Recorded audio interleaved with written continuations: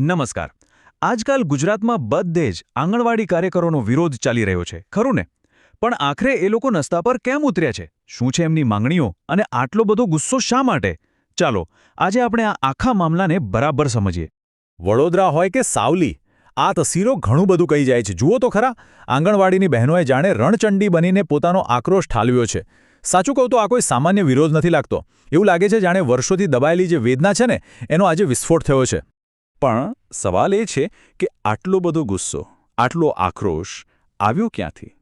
એવું તો શું બન્યું કે તેમને આમ રસ્તા પર ઉતરવા મજબૂર થવું પડ્યું? ચાલો આ ગુસ્સા પાછળનું જે મૂળ કારણ છે ને, એને શોધીએ.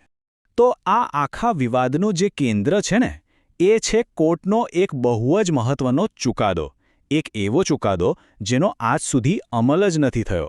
અને બસ આ જ મુદ્દો આખા આંદોલનનું મૂળ કારણ બની ગયું છે. તો જુઓ, વાત છે ઓગસ્ટ 2025ની. ત્યારે ગુજરાત હાઈકોર્ટે આંગણવાડી કાર્યકરોના પગારમાં સારો એવો વધારો કરવાનો આદેશ આપ્યો. પણ પછી શું થયું? 1, 2 એમ કરતાં 7 મહિના વીતી ગયા અને સરકારે આદેશનો અમલ જ ન કર્યો. એટલે માર્ચ 2026 આવતા તો આ વિરોધ આખા રાજ્યમાં ફેલાઈ ગયો અને એકદમ ઉગ્ર બની ગયો. અને આ તફાવત કેટલો મોટો છે એ તો જુઓ. હાઈકોર્ટે આદેશ કર્યો હતો કે કાર્યકરનો પગાર જે અત્યારે 10,000 છે એ વધારીને 24,800 રૂપિયા કરવામાં આવે, અને જે હેલ્પર બહેનો છે એમનો પગાર 5,500થી સીધો 20,300 રૂપિયા કરવામાં આવે. મતલબ આ આંકડા જ બતાવી દે છે કે આ લડાઈ કેટલી ગંભીર છે. હવે આવી પરિસ્થિતિમાં સરકાર તરફથી શું જવાબ આવ્યો? વેલ, સરકારે તો હાઈકોર્ટના આ ચુકાદા સામે જ ઉપલી કોર્ટમાં અપીલ કરી દીધી. અને આનાથી શું થયું? એક કાયદાકીય અને રાજકીય ગૂંચવણ ઊભી થઈ ગઈ છે. અને આમાં સૌથી મોટી વક્રતા તો જુઓ, સરકાર એ જ કાર્યકરો સામે કોર્ટમાં ગઈ છે જેમને તે પોતાની યોજનાઓનો પાયો ગણે છે. એ લોકો જે દરેક સરકારી યોજનાને છેક છેવાડાના માણસના ઘર સુધી પહોંચાડવાનું કામ કરે છે. પણ એક મિનિટ, આ લડાઈ ખાલી પગાર વધારાની નથી. વાત એનાથી ઘણી ઊંડી છે. કાર્યકરોની ફરિયાદો અને માંગણીઓની તો એક લાંબી લિસ્ટ છે જે આખા સિસ્ટમની સમસ્યાઓ તરફ આપણું ધ્યાન દોરે છે. ચાલો એમની બીજી શું માંગણીઓ છે એના પર પણ એક નજર નાખીએ. જુઓ, એમની માંગણીઓમાં ડિજિટલ કામ માટે સારો નવો સ્માર્ટફોન આપવાની વાત છે. નિવૃત્તિની ઉંમર 58થી વધારીને 60 વર્ષ કરવાની માંગ છે.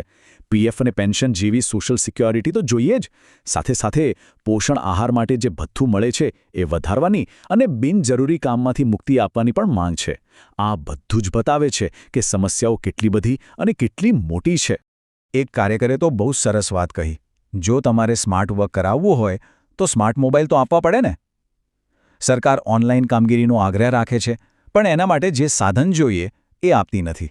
પરિણામે આ બહેનોને પોતાના અંગત ફોન અને પોતાના પૈસાથી ખરીદેલું ઇન્ટરનેટ વાપરવું પડે છે, જે તેમની મુશ્કેલીઓ ઓર વધારે છે. અને આ એક એવો સણસણતો સવાલ છે જે દરેક કાર્યકરના મનમાં છે કે ભાઈ, બજારમાં બધી વસ્તુના ભાવ આસમાને પહોંચી ગયા છે, તો અમારા નજીવા પગારમાં કેમ કોઈ વધારો નહીં? શું મોંઘવારી અમને લાગુ નથી પડતી? શું એના નિયમો અમારા માટે અલગ છે? આ બધા વિરોધ અને માંગણીઓની વચ્ચે આપણે એ ભૂલી ન જવું જોઈએ કે આ બહેનો આપણા સમાજ માટે કેટલું મહત્વનું કામ કરે છે. સાચા અર્થમાં કહીએ તો તેઓ આપણા સમુદાયના આરોગ્ય અને વિકાસના આધાર સ્તંભ છે. વિચારો તો ખરા, બાળકોના પોષણથી લઈને રસીકરણ અભિયાન સુધી, ઘરે જઈને સર્વે કરવાથી લઈને કેટલી બધી જવાબદારીઓ એ નિભાવે છે. જમીન પર સરકારી યોજનાઓને હકીકતમાં જો કોઈ ઉતારતું હોય તો એ આ જ કાર્યકરો છે. તો સવાલ એ છે કે હવે આગળ શું? અત્યારની પરિસ્થિતિ શું છે? અને આ લડાઈ હવે કઈ દિશામાં જઈ રહી છે? ચાલો અત્યારે જે ગતિરોધ ઊભો થયો છે એને સમજીએ. આંદોલન કરનારાઓને સૌથી મોટો રોષ એ વાતનો છે કે આટલા મોટા પાયે વિરોધ કર્યા પછી પણ સરકાર તરફથી કોઈએ તેમની સાથે વાતચીત કરવાની પણ તસ્દી નથી લીધી. અને સરકારનું આ મૌન છે ને, એ તેમના ગુસ્સામાં ઘી હોમવાનું કામ કરી રહ્યું છે.